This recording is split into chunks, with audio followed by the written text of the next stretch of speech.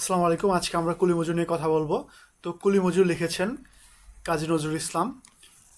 কুলি বলতে কি বোঝায়? তোমরা যারা হচ্ছে রেল স্টেশনে গিয়েছো, এই যে ছবিতে দেখো, এরকম দেখতে পাবে অনেকে হচ্ছে যে লাগেজগুলো ক্যারি করে নিয়ে যায় মাথায়, তাই না? তো তারা হচ্ছে কুলি। তো শুরু করা যাক। দেখনু সেদিন রেলে কুলি বলে এক বাবু সাপ তারে ঠেলে দিল নিচে ফেলে। তো কবি একদিন আহ, রেল স্টেশনে দেখতেছি কি, যে একটা বাবু সাপ কুলি বলে ওকে হচ্ছে নিচে ফেলে দিল। তার মানে কি, যে হচ্ছে আহ, একজন হচ্ছে সাহেব টাইপের ওকে ফেলে দিল জাস্ট এই জন্য যে ওই হচ্ছে কুলি বা ও হচ্ছে একটু নিম্ন। চোখ ফেটে এলো জল, এমনই করে কি জগৎ জুড়িয়া মার খাবে দুর্বল। এখন কবি বলতেছে যে এটা দেখে আমার চোখে জল চলে আসলো। বলতেছে এমন করেই কি পৃথিবী জুড়ে যারা দুর্বল বা যারা একটু কম ক্ষমতার, তারা কি মার খেয়ে যাবে? যে দধিচিজের হাত দিয়ে ওই বাষ্প সাগর চলে, বাবু সাপ এসে চইল তো হাতে, কুলিরা বইল তলে। তো এই যে বাবু সাহেবরা, এই যে সাহেবরা যে ট্রেনে উঠে, আসলে এই ট্রেনগুলো কারা বানাইছে? নিশ্চয়ই কুলি মজুরদের মতো আরও কিছু মজুর বানিয়েছে বা আরও অনেকে বানিয়েছে, তাই না? তো তাদের তৈরি করা যন্ত্রে উঠে এরা হচ্ছে কুলিদেরকে নিচে ফেলতেছে। তার মানে কি? তার মানে হচ্ছে তাদের পরিশ্রমকে অপমান করা হইল না? বেতন দিয়াছ, চুপ রও যত মিথ্যাবাদীর দল। এখন বলতেছে যে আচ্ছা, তোমরা যে হচ্ছে এই কুলিদের, এই মজুরদের দিয়ে যে তোমরা এই সব বানিয়ে নিলে, বা এই যে এদের দিয়ে যে তোমরা হচ্ছে লাগেজগুলো ক্যারি করে নিলে, বেতন কি ঠিক মতো দাও? বেতন তো ঠিক মতো দাও না। চুপ রও যত মিথ্যাবাদীর দল। বেতন দিলেও সেটা কি খুবই সামান্য। কত পাই দিয়ে কুলিদের তুই কত ক্রোড় পেলি বল। বলতেছে যে কুলিদেরকে তুই কতটুকু দিয়ে কতখানি পেলি বল। রাজপথে তব চলিছে মোটর, সাগরে জাহাজ চলে, রেলপথে চলে বাষ্প সকট, দেশ ছেয়ে গেল কলে। বলো তো এসব কাহাদের দান? তো বলতেছে যে আহ, রাস্তাঘাটে মোটর চলতেছে, বাস চলতেছে, ট্রাক চলতেছে, সাগরে জাহাজ চলতেছে, ঠিক আছে, লঞ্চ চলতেছে, রেলপথে চলতেছে হচ্ছে রেলগাড়ি চলতেছে, ঠিক আছে। দেশ ছেয়ে গেল কলে। কলে মানে কি? কলকারখানায় দেশ ছেয়ে গেল। দেশের এগুলো বানাইতে হলে তো কলকারখানা দরকার, তাই না? তো দেশ একদম কলকারখানায় ছেয়ে গেল। বলো তো এসব কাহাদের দান? তো বলতেছে বলো, এটা কাদের দান? কে এগুলো বানাইছে? তোমার অট্টালিকা কার খুনে রাঙা? তো বলতেছে তুমি যে বাসায় থাকো, যে বিল্ডিংয়ে তুমি থাকো, সেই বিল্ডিংটা কে তৈরি করছে? ঠুলি খুলে দেখো প্রতি ইটে আছে লিখা। আচ্ছা, বলতেছে তুমি একটু চোখটা খুলে দেখো, বা তুমি একটু বুদ্ধি খাটায় দেখো, মাথা খাটায় দেখো, যে হচ্ছে আসলে তাইলে তুমি দেখতে পাবা যে প্রত্যেকটা ইটে লিখা আছে যে ওইখানে হচ্ছে কার পরিশ্রম, কার গায়ের ঘাম ওখানে আছে, কার রক্ত, শরীরের রক্ত ওখানে মিশে আছে। তুমি জানো না কেউ, কিন্তু পথের প্রতি ধূলিকণা জানে। তো তুমি তো জানবা না, কিন্তু পথের প্রতিটা ধূলিকণা পর্যন্ত জানে ওই পথ, ওই জাহাজ, সকট অট্টালিকার মানে। এগুলো বানাইতে ওদের কি কি স্যাক্রিফাইস করতে হয়েছে, কতটা পেন নিতে হয়েছে, সব কিছুই ওরা জানে। এরপর বলতেছে আসিতেছে শুভ দিন, দিনে দিনে বহু বাড়িয়াছে দেনা, শুধিতে হইবে ঋণ।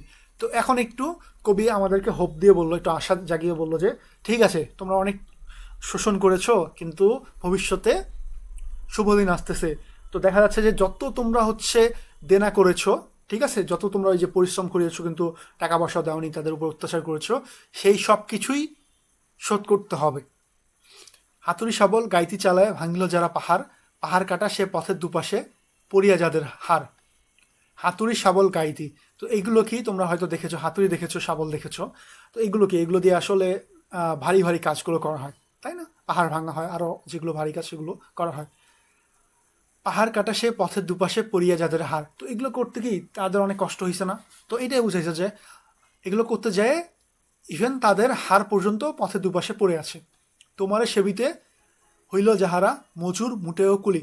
তোমাদের সেবা করতে যাই তো ওরা হচ্ছে কুলি হয়ে গেছে, বা মজুর হয়ে গেছে, দিন মজুর হয়ে গেছে, তাই না? তোমারে বহিতে যারা পবিত্র অঙ্গে লাগালো ধুলি, তোমাদের ভালোর জন্যই তো ওরা হচ্ছে নিজেদের শরীরে হচ্ছে ধুলা লাগাচ্ছে। তারাই মানুষ, তারাই দেবতা, গাহি তাহাদেরই গান, তাদেরই ব্যথিত বক্ষে পা ফেলে আসে নবউত্থান। তো বলতেছে তারাই হচ্ছে মানুষ, তারাই দেবতা, তাদেরই তো জয়গান গাবো, তাই না? তাদেরই ব্যথিত বক্ষে, তাদেরই ব্যথিত বক্ষে, ব্যথিত মানে কি? মানে কষ্টের বুকে পা ফেলে আসে নব উত্থান। তো তাদের বুকে পা ফেলেই নতুন নতুন উত্থান আসে, তাই না? তো এই ছিল কবিতা। এবার আমরা শব্দার্থে চলে যাই। তো দধিচিকে ভারতীয় পুরাণে উল্লেখিত একজন ত্যাগী মুনি। এই কবিতায় শ্রমজীবী কুলি মজুরদের দধিচি মুনির সঙ্গে তুলনা করা হয়েছে। যে শ্রমজীবী মানুষেরা সভ্যতার বিস্তারে শ্রম দিয়েছেন, সাহায্য করেছেন, তারা আজ অবহেলিত। অবহেলিত না, তাদেরকে আমরা কি মূল্যায়ন করতেছি না?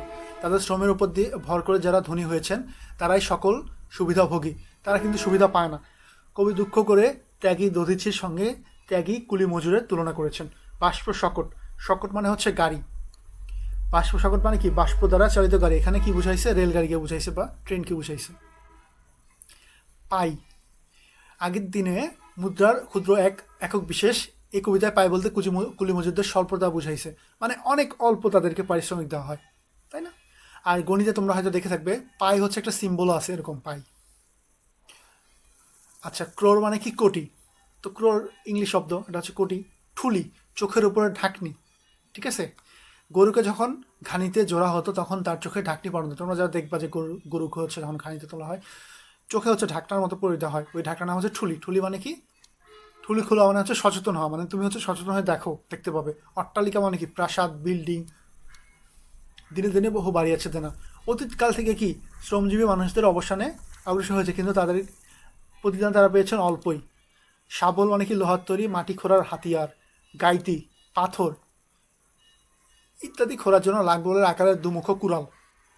বক্ষে মানে কি? বুকে। নব উত্থান মানে কি? ভালো কাজের জন্য উদ্যোগী হওয়া। আচ্ছা, এবার পাঠ পরিচিতি। কাজী নজরুল ইসলামের সাম্যবাদী কাব্যগ্রন্থের অন্তর্ভুক্ত হচ্ছে আমাদের কুলি মজুর কবিতা। এবার আমরা কবি পরিচিতিতে চলে যাই। তো পাঠ পরিচিতি মূলত এখানে বুঝাইছে যারা হচ্ছে পরিশ্রম করে আমাদের সভ্যতার যাদের অবদান রয়েছে, কিন্তু আমরা তাদেরকে মূল্যায়ন করি না, তাদেরকে তাদের পারিশ্রমিক দিই না বা তাদেরকে অবমূল্যায়ন করে থাকি। তো তাদের নিয়েই কথা বলেছেন কবি।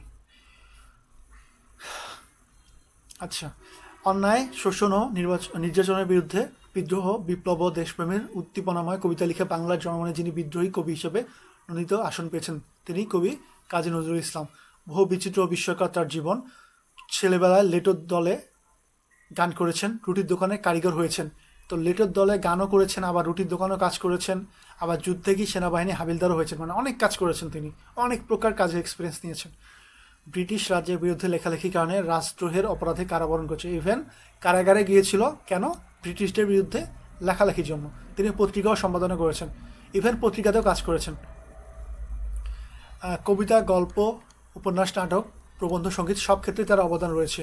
তিনি যে শুধু বড়দের জন্য লিখেছেন তা না, ছোটদের জন্য তার লেখা কাব্যগ্রন্থ হচ্ছে ঝিঙ্গে ফুল, সঞ্চয়ন, পিলে পটকা, ঘুম জাগানো পাখি, ঘুম পাড়ানি মাসি পিসি এবং নাটক হচ্ছে ফুলের বিয়ে।